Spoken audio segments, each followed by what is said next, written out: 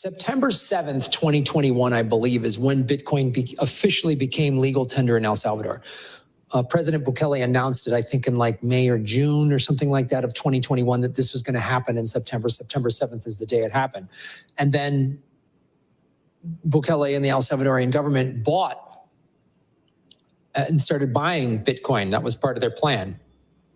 And so back then the price was 50,000 or 55,000. And so a year later, when the FTX scandal happened, which I talked a lot on my other show, Political Vigilante. If you go into I have a Bitcoin/crypto playlist, you can watch that where I talk about all of the scandals and how Sam Bankman-Fried donated $30 million to Democrats, and that's why they weren't really prosecuting him that hard. So when the price of Bitcoin, took a hard fall and went as low as 16,000, and it was between 16 and 20,000 for a while. People were like, "Oh, Bukele's crazy. He blew it. He's gambling with the people's money. He doesn't know what he's doing." But he obviously understands the value of Bitcoin. So now that it's hitting an all-time high, that means the country of El Salvador, like every other Bitcoin holder, is in profit. And people are like, well, maybe he should sell it now and realize those profits. So here's a video that the government put out there that I want to play for you guys.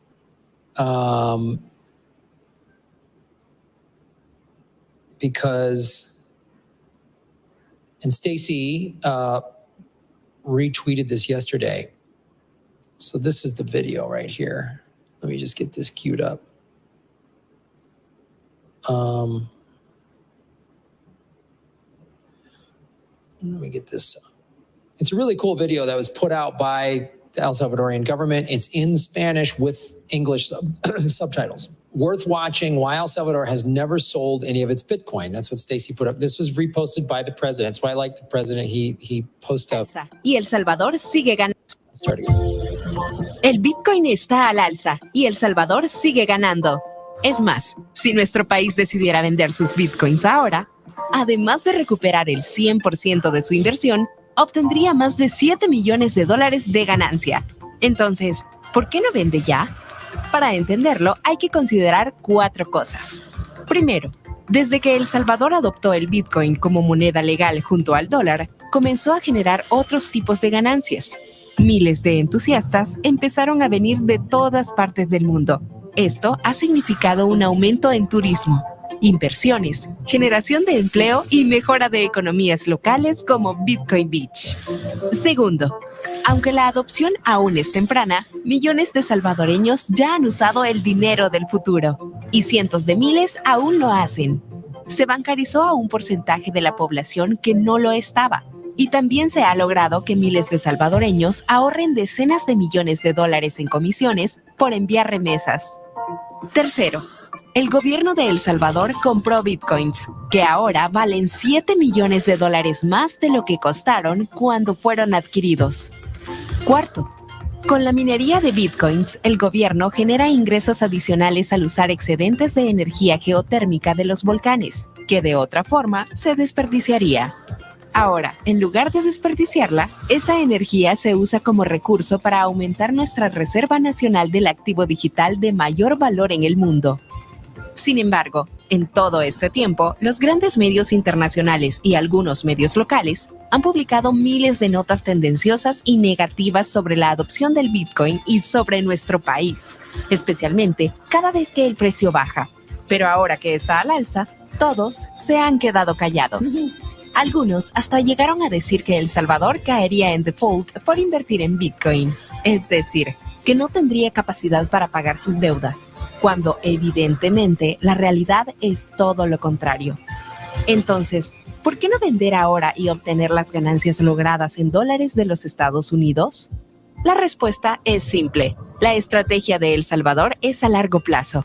El interés por adquirir bitcoins no es venderlos a mejor precio, sino tener una garantía dentro de un futuro económico mundial incierto, donde reina la inflación, la devaluación y la impresión de monedas sin respaldo, y como ha sido desde hace unos años, también sin límites.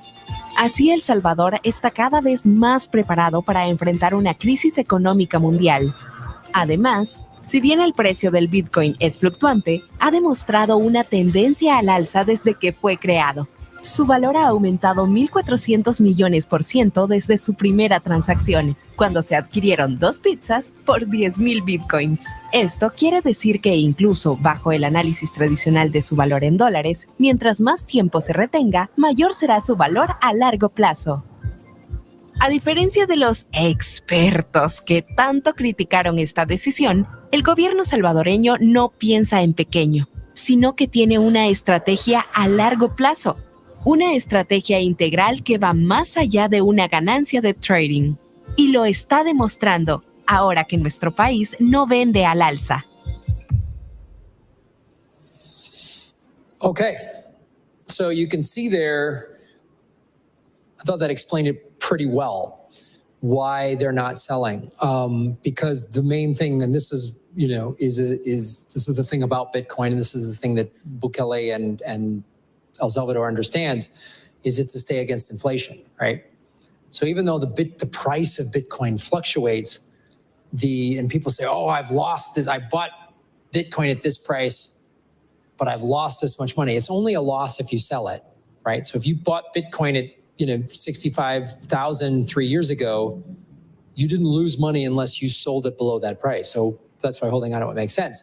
And what Bukele is doing, which the United States doesn't think in these terms, he's thinking long-term for the financial well-being and financial sovereignty of his nation. What he is doing is ensuring that Salvadorians will, long after he's gone, are going to be, 10, 20 years from now, this country is going to be one of the wealthiest countries in the world. The citizens are going to be very wealthy. They're just going to, even if you just own a little bit of Bitcoin, you're going to be very wealthy. So it shows that the long-term strategy is the smart play, and the short-term price fluctuations will create hysteria. And again, all these people that were so critical of him when the price of Bitcoin dropped 19, it was like he was nuts. He gambled people's money. I don't see any of these media outlets going, wow, we were wrong. Now El Salvador they're in $7 million of profit. That's a lot of money to a country like this that the gross GDP is about 28 billion. So, and it also showed that making Bitcoin legal tender is saving Salvadorians a lot of money, because there's roughly 3 million Salvadorians living abroad in other countries, mainly in the United States and Canada, and they send money home. And before Bitcoin, it would cost a lot of money to send money to using, Western Union or whatever. Now you're doing it, you can send large chunks of money for very small amounts in fees. So that's how it's working. And again, all these critics talking all this, they're aware. It's deafening. I put a tweet out there. I said, the silence from your critics, Mr. President Bukele, it's deafening. It's like they have nothing to say now. They have nothing to say because they can't. This is the thing. You can't change Bitcoin. Bitcoin changes you. And the evidence is there. You can't argue this evidence.